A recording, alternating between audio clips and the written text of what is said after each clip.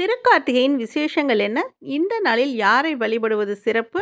அதனால் நமக்கு என்ன பலன்கள் கிடைக்கும் அப்படின்னு கேட்டிங்கன்னா, கார்த்திகை பெண்கள் தான் முருகப்பெருமானை வளர்த்தவங்க. அதனால அவங்களோடக்கு நன்றி செலுத்தும் விதமாக ஒவ்வொரு மாசமும் கார்த்திகை நட்சத்திரம் வருது இல்லையா? அந்த நாளில் நம்ம முருகனை வழிபடுவதால் முருகன் வந்து நமக்கு கேட்ட வரங்களை கொடுப்பார்.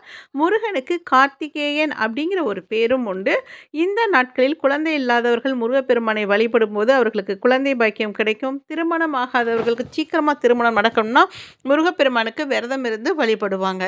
இந்த கதை ஒரு பக்கம் இருந்தாலும் திருக்கார்த்திகை அன்னைக்கு சிவபெருமானை வழிபடுவதும் மிகவும் சிறந்ததாகும். இந்த நாட்களில் கார்த்திகை நட்சத்திர நாட்களில் சிவபெருமானை வழிபடுவதால் வேண்டும் வரங்களை சிவபெருமான் அருள்வார் அப்படிங்கிறதும் ஒரு ஐதீகம்.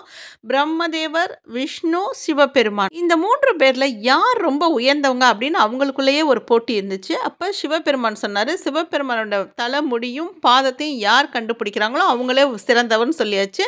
இப்போ சிவபெருமானோட முடியும் பாதத்தையும் கண்டுபிடிக்கிறதுக்காக பிரம்மதேவரும் திருமாலும் முயற்சி பண்ணுறாங்க.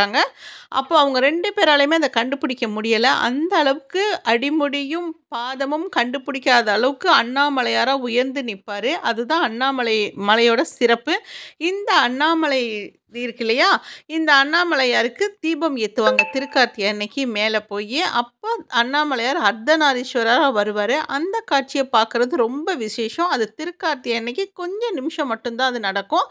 அதை நீங்கள் டிவியில் பார்த்துட்டு அதுக்கப்புறமேல் விளக்கேற்றி சிவபெருமானை வழிபடும்போது வேண்டிய வரங்கள் கிடைக்கும்.